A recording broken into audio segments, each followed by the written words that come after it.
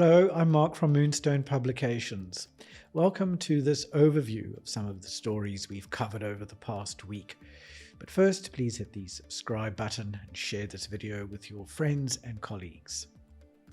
Coming up in this week's update, conflicting accounts regarding Banxso's alleged links to deepfake adverts.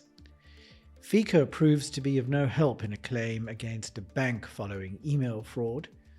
The tribunal tells the FAIS Ombud to revisit a decision in a dispute over a cancelled life policy. Corporate taxpayers aren't convinced that SARS' service has improved. Complaints about an insurer's advert containing footage of the Knysna fires. A law firm loses an appeal against a R7.7 million fine for FICA non-compliance. And Sasria says it asked for the SIU's help to investigate claims fraud. Conflicting accounts have emerged regarding Banxso's alleged connection to misleading deepfake adverts that promised high investment returns. The FSCA suggests a potential link between the online trading platform and Immediate Matrix, the creators of the deceptive ads. However, Banxso has strongly denied any involvement. In an affidavit to have its assets unfrozen, Banxso says its investigation found that Immediate Matrix had targeted its platform through a cyber attack using Banxso's website to redirect victims. But the FSCA disputes this explanation, saying Banxso likely benefited from the traffic generated by the clickbait ads. The Financial Intelligence Center Act does not impose a duty on banks to prevent financial losses suffered by third parties who are not their customers, according to a High Court judgment. The plaintiffs fell victim to email fraud during a property transaction, resulting in their payment being diverted to a fraudulent account at Nedbank.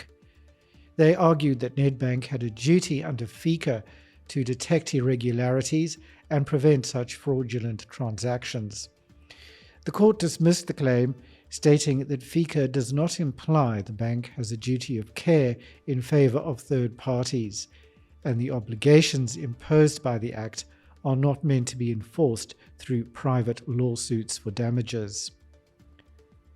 The Financial Services Tribunal has directed the FAIS Ombud to revisit a ruling that held an FSP liable for the financial loss to an estate after a life insurance policy was cancelled.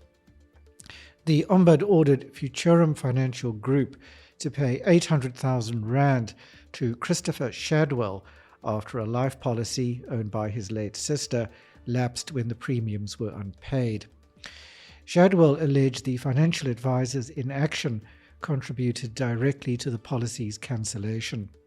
But the tribunal found the advisor was neither engaged by the client to manage ongoing financial services related to the policy, nor responsible for monitoring the premium payments.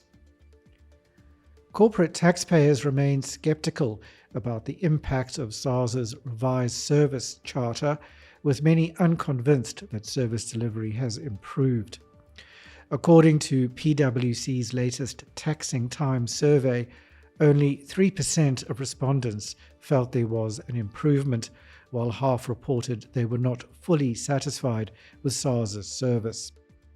The survey highlighted taxpayer concerns regarding audit processes, disputes, and service responsiveness.